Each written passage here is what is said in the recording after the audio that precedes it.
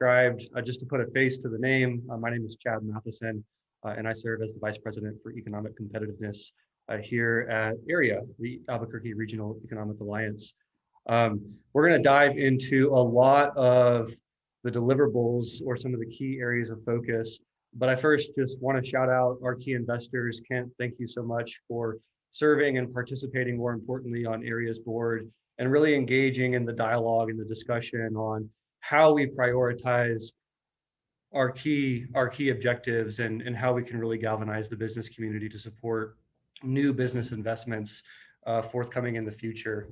And to really just provide a little bit of a roadmap, I kind of broke it out into different sections, if you will. Wanted to, of course, provide a little bit of an overview to AREA as an organization, really look at primarily where we focus from an economic competitiveness perspective, looking at some updates to the market-driven demand we've seen within the community, as well as some key verticals that we orient around from an economic competitiveness perspective.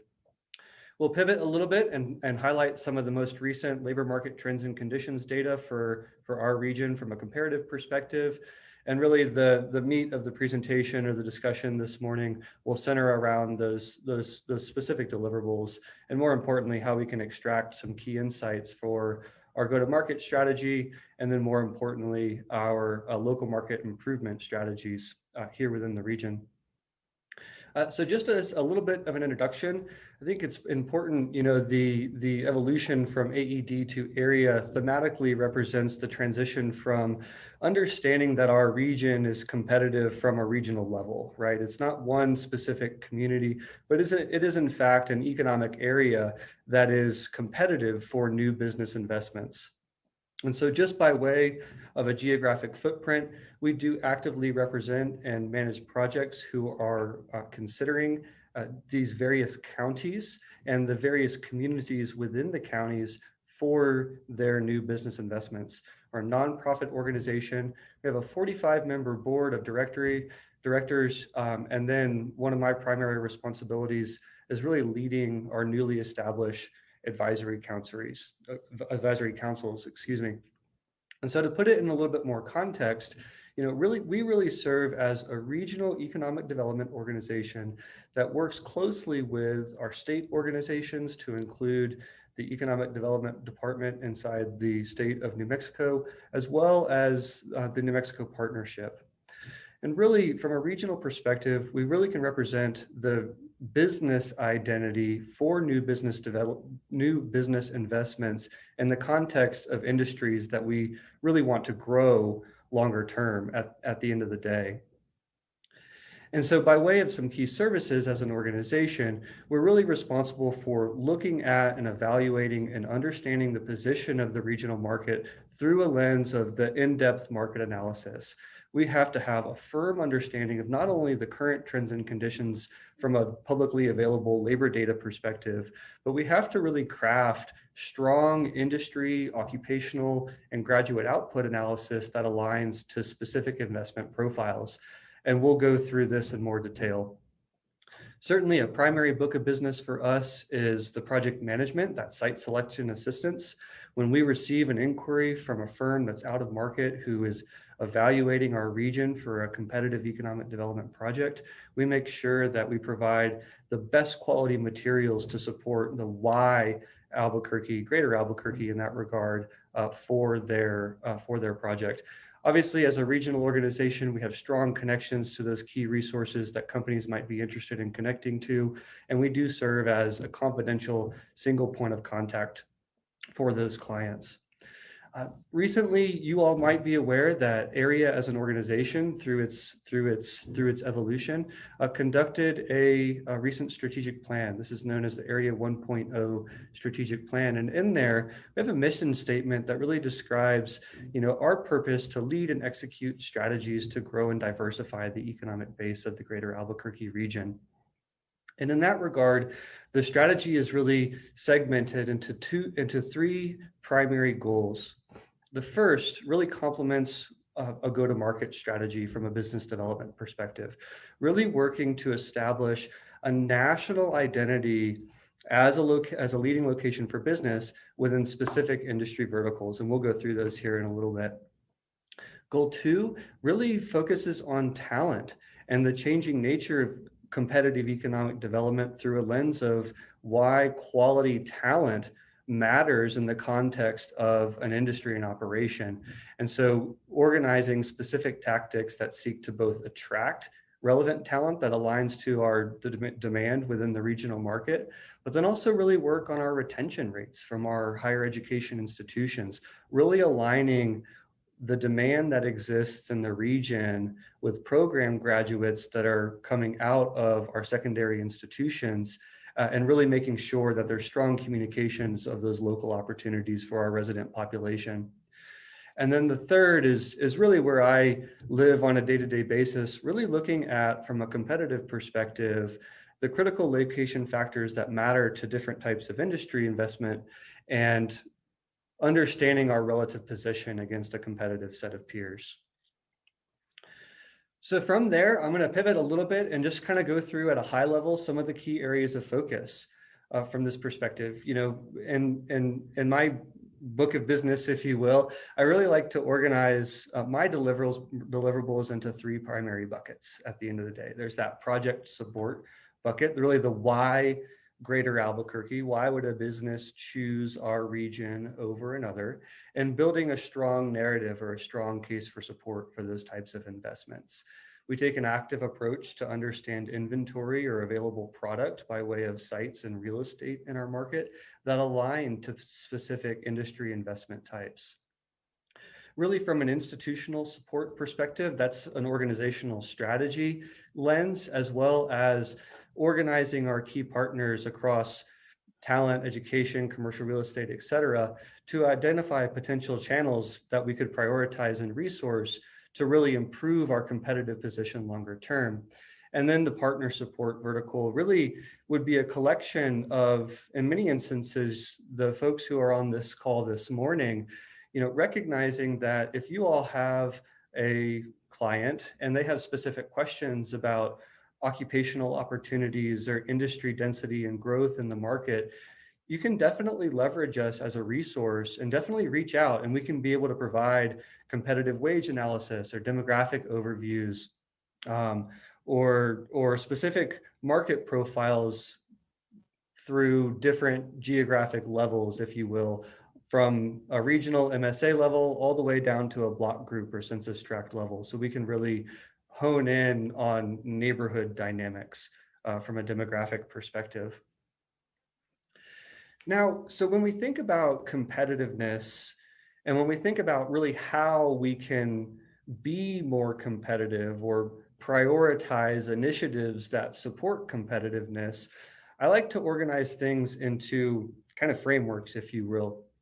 And at the end of the day, in the Area 1.0 strategic plan, there were really these 6 target industries that were identified as our region has both a near-term opportunity to capture near-term investments, but there's also important initiatives over the longer term that we could focus on as a region and really improve our position primarily from a qualitative perspective, which is really, really important. Those included the aerospace sector, which had specific focus on research and development.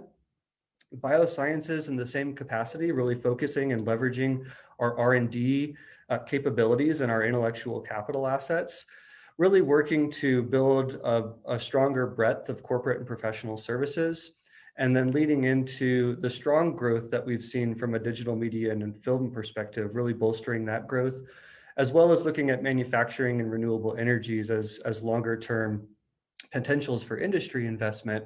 We'll go into our manufacturing pipeline here in a second. But more importantly, as it relates to how we can influence competitiveness, we like to look at it through a lens of enablers.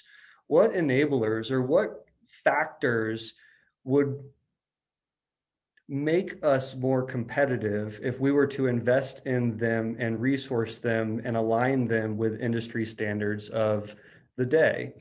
Really kind of in a bucket, if you will, we have the people, the talent, the required workforce that's going to be needed to support new operations, the places, those sites and buildings that really need to be ready for investment within 12 to 18 months so that firm can have a faster speed to market time than a competitive set of peers. really investing into our infrastructure to include broadband and to include roadway infrastructure in the same capacity, making sure that our incentives align to the types of industries that we want to grow long term, and really enabling an environment of innovation through legislative priorities that matter and can positively impact the business community that we want to grow long term. And kind of drilling down one layer deeper, we can begin to identify specific tactics as a business community, as a regional economic development entity, that with focus and concentration and consistency, we can really begin to make meaningful progress against some of these key enablers over a longer period of time, let's say 36 months. And so as an example, if we were to look at the people category in the context of an aerospace component manufacturing facility, there's going to be a very specific workforce requirement that's required that we would have to illustrate critical mass of in order to capture those investments or be more competitive to capture those investments longer term. So you can really see across, the spread of enablers themselves, how we can begin to orient as a regional community to really influence how we're producing our outputs longer term. And so that's kind of the overall framework.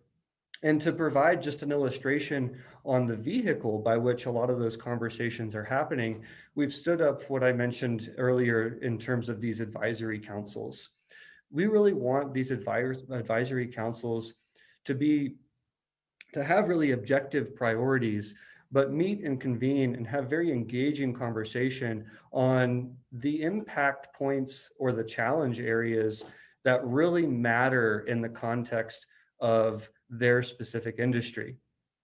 So right now, we have kind of the tip of our spear, which is known as the Competitiveness Council. They're looking at kind of the macroeconomic factors at large and identifying priorities there.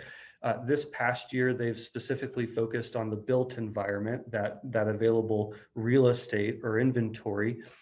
We also have a bioscience and health, specifically looking at growing that long-term within our strategic plan.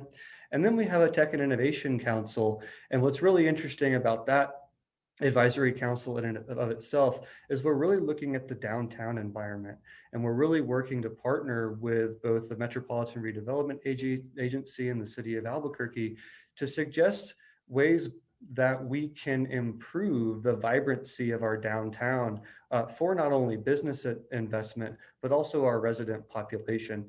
So we're really excited about standing up these advisory councils and really establishing a shared foundation of economic strategy, and then really activating them in meaningful ways that we can start to influence some of these key enablers for growth longer term. So just pivoting a little bit, I always like to provide just a little bit of an overview to Area's pipeline. We consider our pipeline to be projects that are under active management or active projects in a way by it is a company who's evaluating the region for a new investment opportunity. So year to date, we've had a pretty healthy year. Overall, about just over 1,800 new jobs announced into the regional market. That represents about $2.5 billion worth of capital invested into the region, with a pretty strong projected 3-year impact of $1.6 billion. This is primarily supported through the Mana Capital announcement that happened down in Los Lunas earlier this year, where it's an aluminum mill powered for aluminum manufacturing longer term. That's partially why you see kind of a lower projected 3-year impact, because overall that project lifespan is going to take about 5 to 8 years to come online and be constructed and fully built. So pretty excited about the overall headlines. But at the end of the day, we want to make sure that we have strong volume represented within our pipeline throughout the duration of the year. And so we take an active approach to really maintain the currency of our pipeline by way of new inquiries into the shop. And so as you can see across active leads and open projects, the organization is currently managing 52 opportunities within our own specific pipeline. Had 7 project announcements this year. You saw those headlines on the previous slide. And we have really 2 active projects that we've designated as as really hot projects. They're coming down to the final evaluation of choosing either Greater Albuquerque or a competitive location that unfortunately we don't know who we're competing with at the moment. But just to offer a little bit of a spread into where our new opportunities are coming from by lead source, you can see that we have strong partnerships, again, with the state organizations, and they are a conduit through which leads and opportunities flow. At the end of the day, a company or a consultant may very well contact a state organization, and then it's the state organization's primary responsibility to filter that request for information down to the regions. And then we, of course, disseminate that down to the localities that I was describing a little bit earlier. So really healthy volume, really exciting volume to see. And just to give you a little bit of perspective into the various data cuts on the opportunities that we have, nearly 80% of these have come in since January of 2022. So a lot of activity by way of new inquiries into the organization, and that's something that we're really excited about. Additionally, looking at it through a lens of attraction or expansion, nearly 70% of these projects are companies who are evaluating the Greater Albuquerque region who do not have a physical presence here within the market. So again, by way of how we're understanding market-driven demand and the types of information that we're being requested to submit becomes really important to extract insights from that type of data. And again, kind of reinforcing the manufacturing picture, nearly 70% of these projects fall in the context of a manufacturing facility. So some really exciting opportunities here, and we keep plugging away with new inquiries, almost, I'd say, on a weekly basis. So if we were to look at the job potentials just in aggregate across kind of those main industry sectors, if you will, you can see that the manufacturing sector not only holds the highest percent share of project counts in the pipeline, but also represents the highest count of jobs at nearly 8,000 jobs. Now, at the end of the day, we're not going to win all of these deals, right? But we're going to win a certain percent of these deals. Typically, we're running at about a 10 to 13% conversion rate on leads to announcement.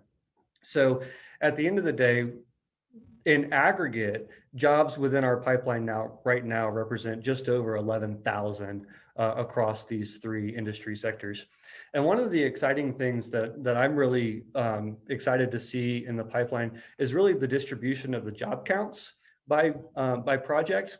You can see that the majority of projects in our pipeline actually kind of fall within a small to medium-sized facility type, right? So we have a couple mega projects, if you will, that will employ over 500 jobs. But one of the things that I'm really excited about, particularly for the region, is our opportunity to build density in a more strategic set of industries, particularly within the manufacturing sector. And just to provide a little bit deeper dive into the manufacturing sector in our pipeline, if you will, you can really see the distribution of manufacturing subsectors. So as it relates to the number one industry for manufacturing in our pipeline, actually orients towards the semiconductor electrical component manufacturing industry. It's a higher value add industry. There's a lot of activity going on nationally in that sector. And it holds the highest count of projects in our pipeline in the context of manufacturing. So we're really excited about that. And then also, again, kind of thinking about the opportunities for a workforce alignment. Many of these manufacturing sectors orient more so towards durable goods. And so when you think about metal manufacturing or machinery, component manufacturing, and et cetera, there's going to be transferable skill sets that align to the breadth of our workforce availability. And so I'm really excited to also see some compatibility in the reflection of our workforce and our pipeline at the same time. So we're going to pivot a little bit and talk current environment, right? So this is non-farm payrolls. This is jobs in the regional market. And I probably don't have to stress this point enough to folks on this call, but traditionally we've had subpar job recovery from economic contractions. right? Looking at this slide here, most importantly, we're highlighting the recovery from the Great Recession of 08, 09, where it took 11 years to recover jobs lost from the Great Recession, right? Now, more importantly, more recently, relative to the COVID-induced contraction, you can see there February to April, you can see our market shed nearly 52,000 jobs, right? As did most MSAs around the country, all MSAs around the country. However, as it relates to the most recent data set, September 2022, we still have not returned all the jobs back to non-farm payrolls that we had in February of 2020. We've regained about 90% of the jobs that we lost. So stacking that up, what's going on in other competitive peers relative to their jobs recovery? So at the end of the day, these were the competitive metropolitan regions that were identified in the Area 1.0 strategic plan. And you can see that, so these percents reflect the percent above or below the February 2020 jobs level within each of their respective markets.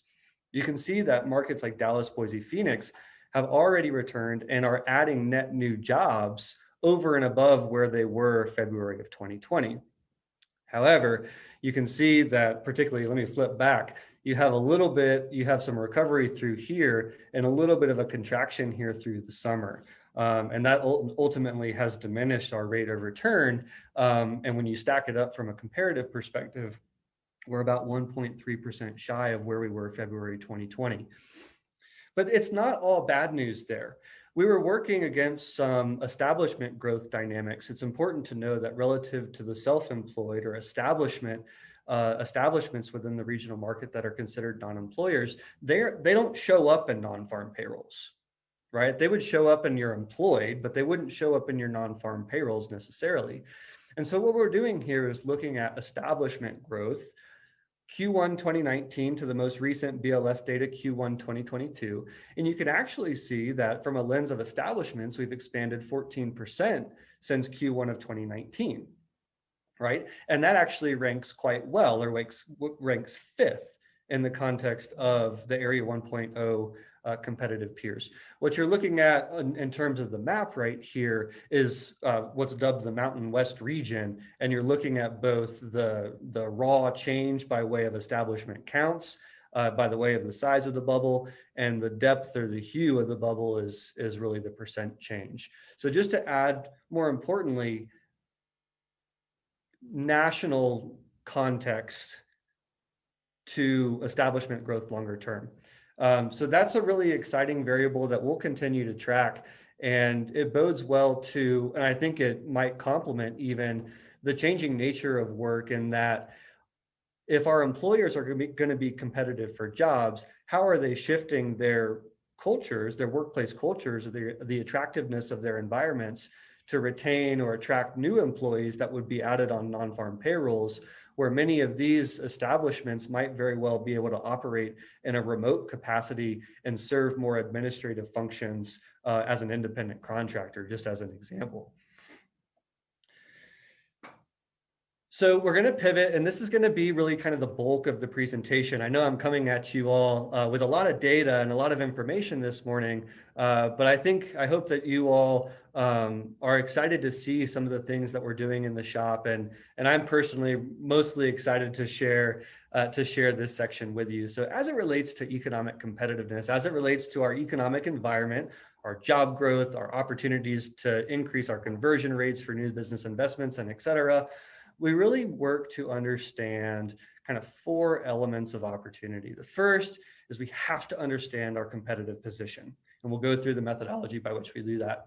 And then we also look at the supply side, the demand side, and really posture, really skills-based career pathways for resident population. And again, kind of operating in frameworks, I apologize for the visuals, but I like to look at it from kind of macroeconomic perspectives, and then kind of more detailed, more granular perspectives that translate to more of the resident population themselves. So when we look at an economic environment, we look at the drivers, the industry drivers for that industry, both currently and what we want to be driving the economy longer term. But it's so important, and honestly, I find it more interesting to understand how occupations support industries at the end of the day, right? Manufacturers, they employ marketing professionals, right? So there's demand for marketing inside manufacturing. And so when we think about workforce composition, when we think about workforce availability, when we think about talent pipelines, you have to understand the breadth of demand across occupational categories that align to an industry need. But then more importantly, looking at local market improvements for resident population, we can look at real-time language in employer job postings to understand what are the emerging job titles that are in demand for manufacturers or corporate and professional services. How intense are they posting for this position, and how long is it taking to fill these positions? What are the required skills? And then more importantly, where are there overlaps of knowledge, skills, and abilities for an individual to maybe capture an entry-level position, but then build competitive language to be more competitive for a higher level, a higher wage opportunity longer term. So we're going to start with competitive positioning frameworks. I promised you all that I would share the target industries that were identified in the context of Areas 1.0 strategic plan. And here's really kind of the spread at the end of the day. But what's really interesting from an industrial perspective is it's less about the industry, it's more about the function of the facility. So what are they doing on site? And it could be very different in the context of how we recognize that corporate logo from a brand perspective, right? So understanding functions of facility really drive our ability to position potential workforce requirements. I think what's really great about Greater Albuquerque from a density perspective is really recognizing that the research and development assets that exist here, not only from our federal labs, but also from a university perspective, really cross-cut all of these industries. And so we kind of put those there on the bottom because there's going to be R&D opportunities that transcend a variety of these industry sectors.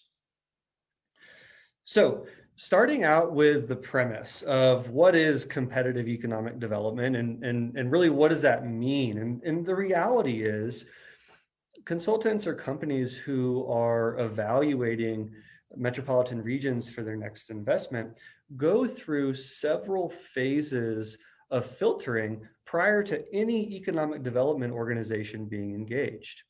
And so I don't know if y'all can see my mouse over here, but really, when we think about competitive positioning, the opportunity exists to improve our position on the back end so we receive more inquiries through their filtering process, right? So when we think about our current position, but then more importantly, how we want to posture improvement scenarios for the types of investments we want, it really is important to understand that position on the back end of the analysis. And actually, back here, you might start with 24 MSAs, let's just say, 24 metropolitan regions that have general qualitative and cost factors that align to the operation type. And when you get down to where there's a little bit more EDO visibility, you're really down to 2 to 5 markets, right? Now, optimal locations here, markets that win, are generally combinations of both cost and quality. And so we'll walk through that here in just a moment. And so when we look at the site selection continuum by and large, it's important to understand not only kind of areas that we can control, right? Specific activity verticals that we can control, but also recognizing, where we can influence. As a regional economic development organization, we're not responsible for crafting the incentive packages, but we can ensure that our partners, both state and local, are aligned around the benefits that a specific type of investment will have at the region at large. So I mentioned the notion that we like to build investment profiles, if you will. For this example, for this presentation, we wanted to complement the biosciences sector. And we really wanted to build one that, again, reflects that kind of small to medium-sized facility type that really would be a tremendous complement to the market, but not put too much of a strain on supply, and that it would suck up all the talent, right, at the end of the day. So we're looking at a biological product facility primarily engaged in research and development and specimen analytics. This facility will really absorb about 30,000 square feet of Class A office, and they're going to invest $20 million in machinery and equipment. By way of their staffing profile, you can see that they're going to be technically heavy, but they're going to have some site and operations and business operations specialists as well that really from an ops perspective are required to maintain the facility itself. So this is a hypothetical investment profile. That's important to know, but it works to benchmark our cost quality factors against our competitive set of peers that we've been talking about. So we're going to first estimate cost. And cost in this instance is annualized cost across labor and real estate, right? And so you can see that column chart there on the top, you can see that across labor and real estate for 55 occupations in the described positions amounts to $5.2 million annually across labor and real estate. And this is actually just a touch higher than the sample peer average, right? So while I think maybe perhaps traditionally we've thought of ourselves as being cost competitive, in this instance, for this investment profile, we're actually about 3% higher than the sample peer average. And we illustrate that through a lens of the annualized labor cost that you see there down on the bottom. Now, this is an interesting dynamic of the market and really complements the presence of our federal assets in a pretty significant way. When we look at our engineers, biomedical, aerospace, nuclear, mechanical, electrical, et cetera, our wages for our engineers are quite high. You know, our labor, we compete, the business community competes with our national labs. We compete with those entities that are able to pay competitive rates for high value occupational talent, right? And so that's a dynamic of the market that we just have to understand and posture for higher value add investments that can tap into those national assets as a partner and really drive growth in those engineering roles. But nevertheless, at the end of the day, it's really a good view of the cost landscape. But remember, I said that markets are competitive across cost and quality factors. There's a reason that higher cost markets are still receiving a tremendous amount of investments nationwide. So it becomes a question of quality. What's the quality of our market environment against a set of critical location factors that would matter in the context to a firm that's evaluating this market for their investment, as well as all other markets for their investment? So typically, companies and consultants will organize their critical location factors into different buckets, if you will. And those buckets have relative weights. And the relative weights reflect the importance of that critical location factor in the context to their ability to grow sustainably long term. In the context of a biological R&D and testing facility, it's reasonable to assume that they're going to weight talent, particularly the presence of experienced personnel, as their number one critical location factor early on in the stages. Now, remember, when we showed that site selection continuum, we were looking at our competitive position on the back end of the analysis. The reality is, as the project matures and goes deeper down the site selection continuum, relative weights will change. And so you'll see that on the back end, they'll inquire mostly about, say, the presence of incentives. But as you deepen in the project's life cycle, it becomes more cost sensitive to the availability of incentives, just as an example. So at the end of the day, across all those weighted criteria that we were looking at on the previous slide, just wanted to throw up just a quick heat map, right? How does Greater Albuquerque look today against the competitive set of peers in the context of quality for an investment type such as this? You can see that we actually shake out pretty well in the context of our market and cluster presence. Some pretty good green mid rankings through here. And that's primarily because of the presence of the research and development industry here within the market. Now, where we have some improvements would be particularly as it relates to our program graduates, building curricula that aligns to industry needs of biosciences and health, as an example. And just kind of in a stacked column chart, we just kind of normalize this and provide an index view. You can see Albuquerque here actually ranks 4th for quality for these types of, for this investment profile, right? And this lines up really well with the analysis that was seen inside the strategic plan.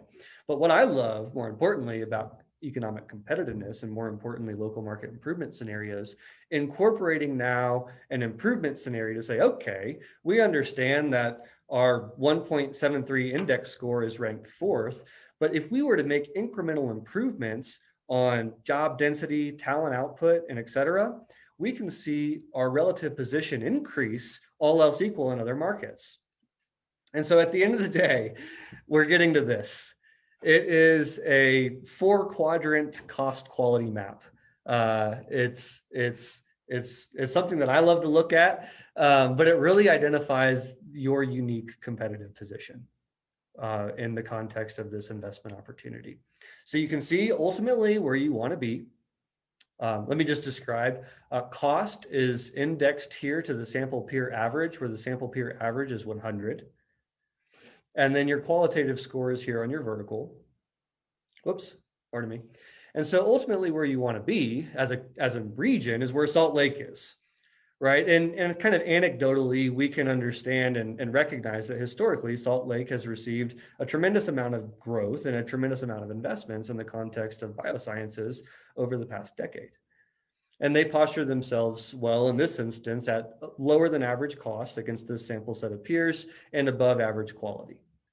But you can see that Greater Albuquerque, the MSA, really sits around the origin, really competitive with good quality at competitive costs. So this really fuels our, and then you can see ultimately how our improvement shifts with higher volumes of talent output and labor availability and et cetera. So ultimately, this is what fuels our go-to-market strategy, right? Understanding our competitive strengths as a region and building the business narrative to support the why invest in Greater Albuquerque for this type of investment profile. We recognize now that we have good quality and we can take that to market in a very real way. And so this is probably a little text heavy, but you can see here just kind of a marketing strategy. You know, what markets do we intend to penetrate and how will we flood markets with certain types of narratives that offset their current environment and posture Greater Albuquerque as the location of choice for their expansion opportunity. And this is just kind of a different perspective. So again, looking at regions where there's both strong presence of research and development industry or firms that align well with what we've identified as a prime investment profile. And then also just recognizing that there are markets with stronger density of site selection consultants. So as an example, visiting Chicago, right, where there's a good presence of research and development activity, where there's a strong presence of site selection and consulting firms, and as you can see, where we intend to go in 2023. So we've laid all this out against a business development calendar of activities, and our business development project managers will be penetrating markets and having real conversations with companies and really positioning Greater Albuquerque as a location of choice in the context of their next investment. So that's competitive positioning. And really the opportunity is, okay, well, that's cool, you know, but what's really our what's really our narrative? Like, what's the business case for the why, right? And so on top of, diving deep into competitive positioning work and understanding those types of frameworks, we are active in building our industry reports, if you will. So I have this QR code here. You can certainly scan this. I think it'll take you directly to the PDF, if I'm not mistaken, online. It'll either take you directly to the PDF or a landing page where you can download the PDF. But either way, it's publicly available. And so I would encourage you all to use these resources that Area is building to better understand really the narrative that we're using to build the why. And use these in your conversations when we think about biosciences in the greater region, understanding that when you look at it from a county perspective across the state, our region accounts for nearly 60% of jobs in industries that align to biosciences. Right. So when we think about the state's landscape of density of bioscience talent, our region accounts for 60% of statewide total. And you can see almost 19,000 jobs in 2021. Not only that, I think one of the really important things is to look at it from a growth perspective. Looking there, down there at the bottom, you can see that these industries, have really expanded significantly over the past 5 years. So not only is there strong critical mass, but there's growth, which leans into the importance of aligning the talent development system to the in-demand occupations and the in-demand jobs with the in-demand skills. So inside that report, I'm not going to dive too deep on the data inside the report, but inside that report, we really looked at biosciences from a lens of kind of a market map, if you will. Again, kind of recognizing that it's less about the target industry per se, but it's more about the function of the facility that's going to be making the investment.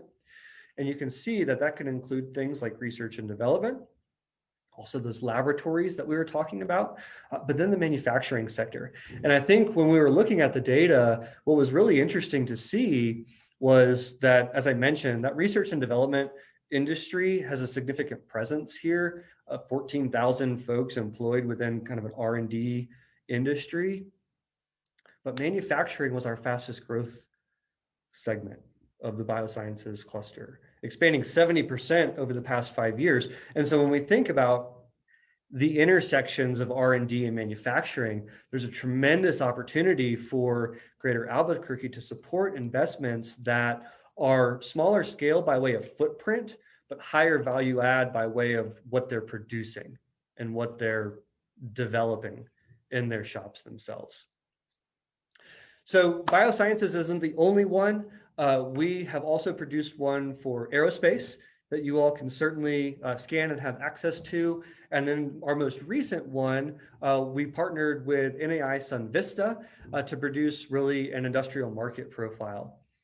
We look at, in this one, a little bit deeper dive into the semiconductor electrical component manufacturing industry.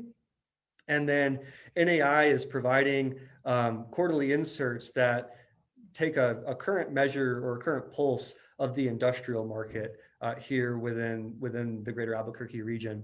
So 3 very exciting, professionally published reports that we're really excited about, and sharing those publicly to our region is extremely important and is something that you all can definitely use as a resource in your conversations. I'm going to pivot finally and really talk about demand. This is more through a lens of our local market conversation, and it basically seeks to understand what is the demand picture of our regional market in the context of different occupations. And I wanted to highlight this one specifically around tech talent. What is tech talent? What's the demand for tech talent? How much tech talent do we have, et cetera, and et cetera.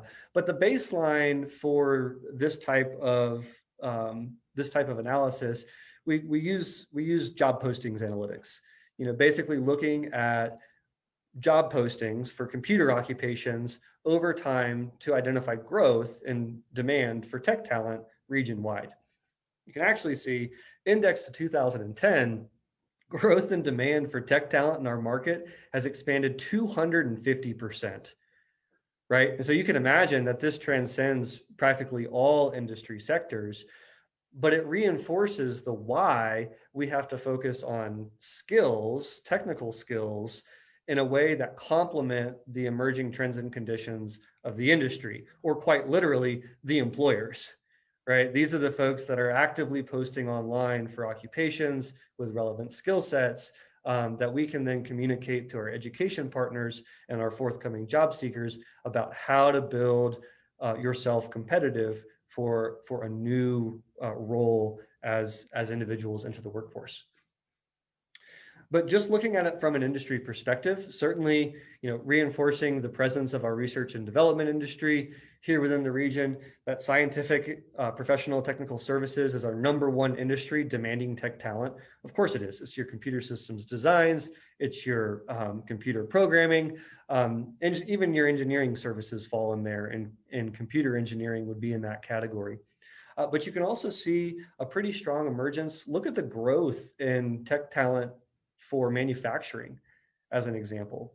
So while the critical mass of postings was relatively smaller than our top performing industry, the growth outpaced all other sectors and expanded 110% over the last 12 months.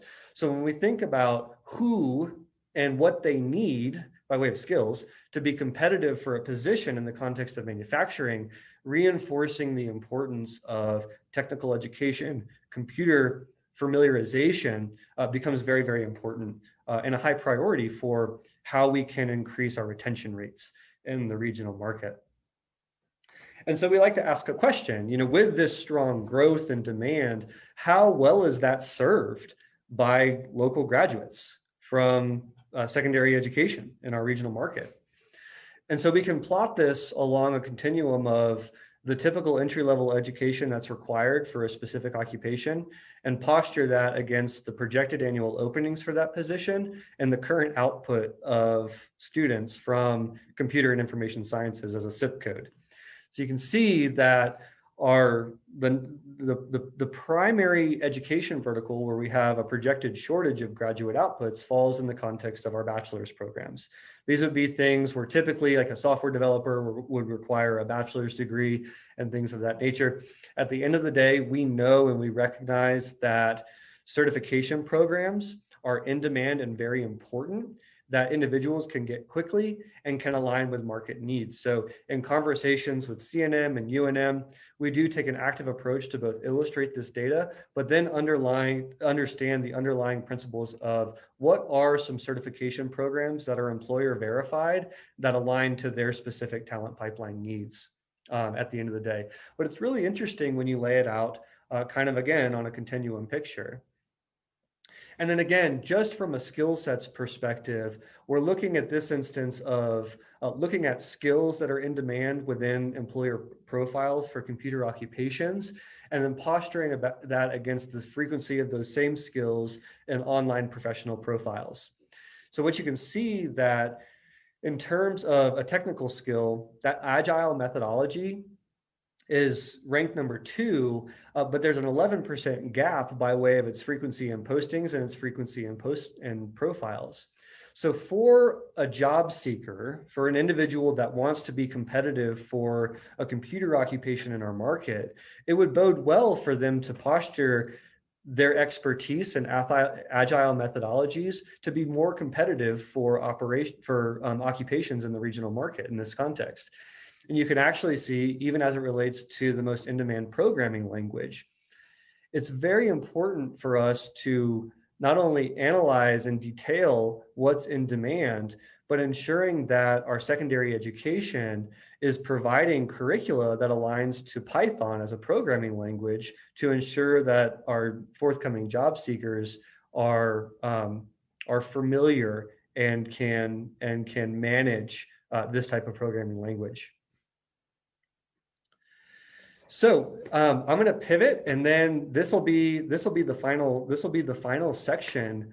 At the end of the day, skills have really emerged as the primary element to be competitive for a job over and above educational attainment. Right, this is happening nationally, And so again, as it relates to how we communicate and bring together our partners to have topical discussion on how we can improve our talent retention rates and prioritize skills in our job postings, not just educational attainment, the more resilient our job seekers become, and the stickier our market becomes for them. So we kind of like to break it down into human skills, those business enablers, and really those digital building blocks, making sure that individuals understand how to manage data, read data, and communicate data to potential clients. That would be those digital building block skills.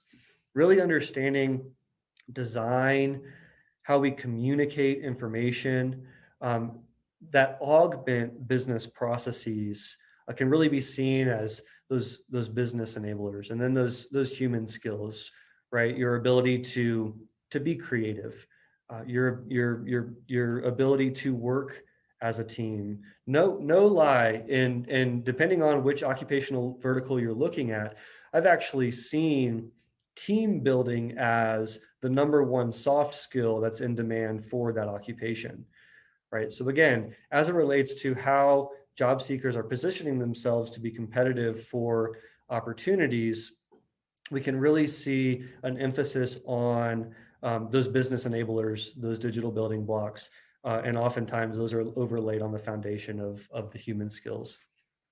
And so I'm a believer in that skills, again, is really the DNA of the labor market, right? At the end of the day, skills are what job seekers need. Skills are what education is training against. And skills are what employers need to ensure long-term productivity growth on their operation. And so we can really, as a market, come together around the notion of skills and communicate that common language to make sure that there's more alignment amongst these three different spheres of the economic environment. Just as a little bit of a personal example, when I was a senior at Old Dominion University, getting my degree, my now wife at the time, she says, "What are you going to do with an economics degree?" I said, "Well, I don't know. I think you can do just about anything," right? And she goes, "You really need to go talk to your senior advisor," right? So I go and him and I sit down, and he says, "With an economics degree in Hampton Roads, you're going to have to move to Washington, D.C." And I looked at him and I said, "Well, I don't want to move to Washington, D.C." Right? So it's important, again, as an economic environment to understand where the conduits to outmigration are occurring and communicating, no.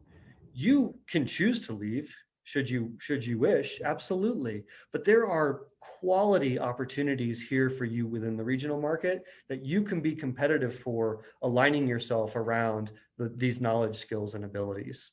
So we do actively take an approach to communicate the in-demand jobs in the regional market, but more importantly, emphasizing what's needed by way of skill sets into those opportunities.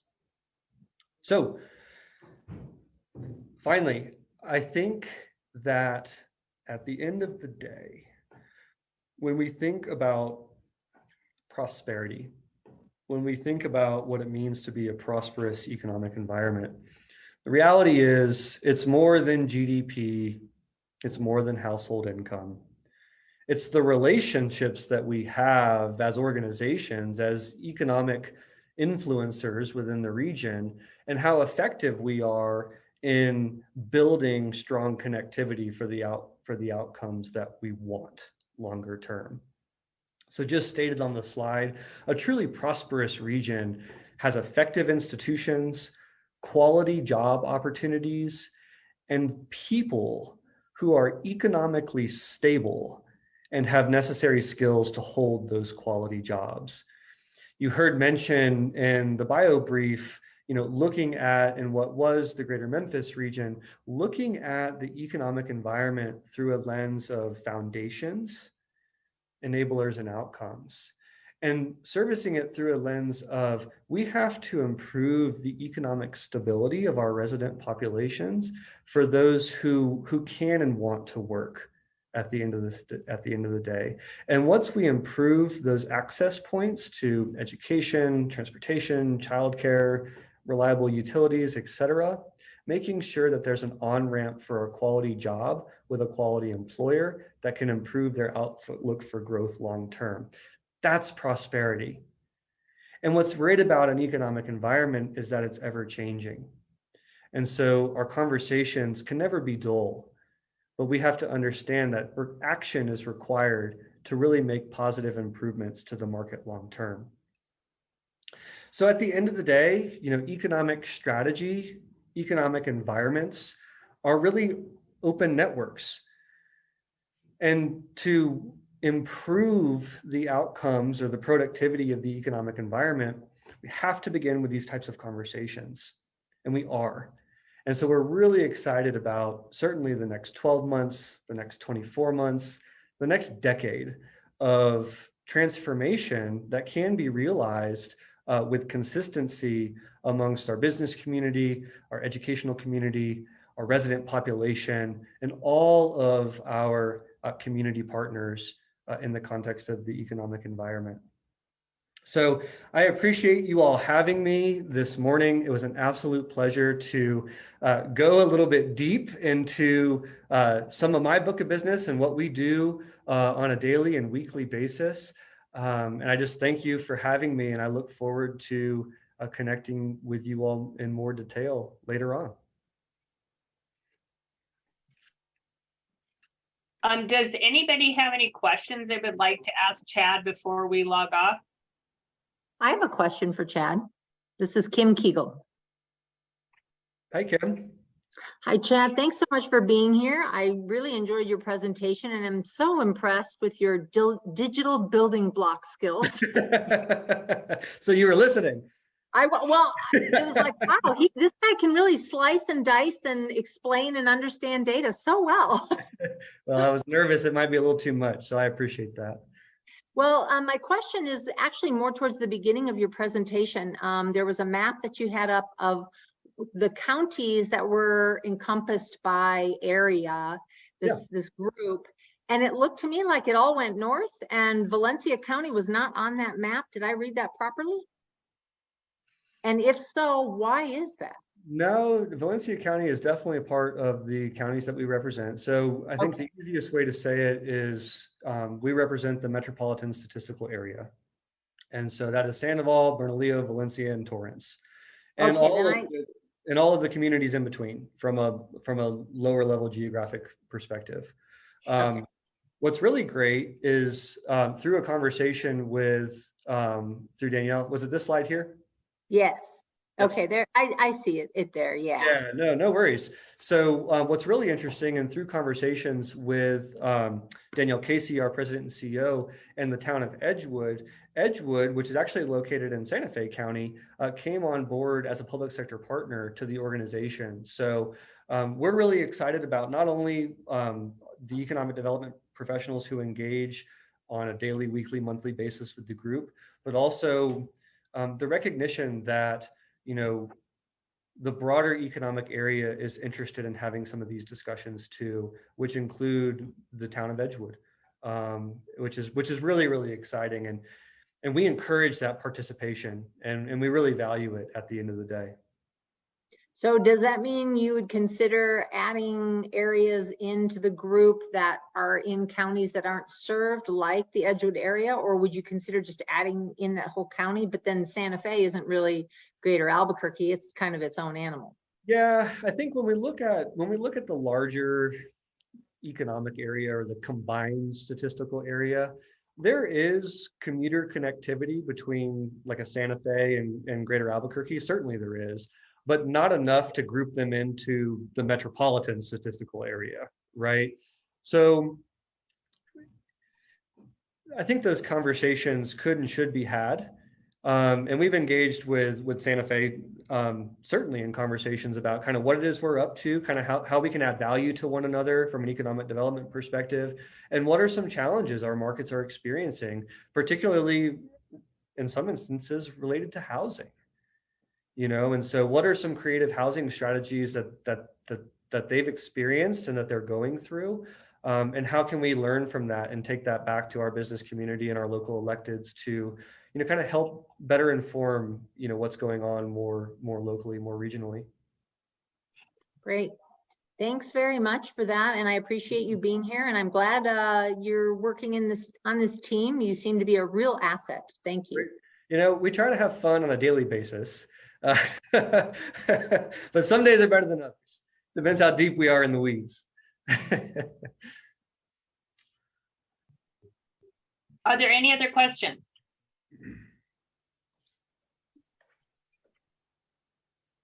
Well, it's been a pleasure. Thank you so much, Chad. I really enjoyed that, and I know our members did as well. That was super informative, and I love your slides too. Good. Well, better to be busy than bored, and we try to hit it with a lens of optimism. And there's a lot of work to be done, and no one said it would be easy, right?